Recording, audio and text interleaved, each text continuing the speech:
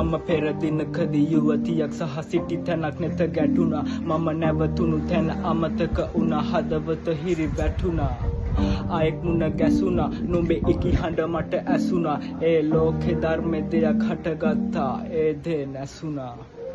පිටට සීමාවේ තනි වුණු වේලාවේ නොකිබට මගේ හිතේ පෙර මතක රසක් බිහි වුණා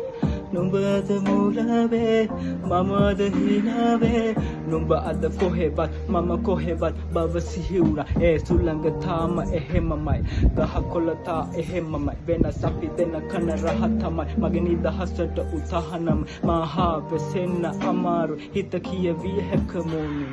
දුන්නා වූ මතකෙට අම්මා පල්ලා ස්තුති ජේ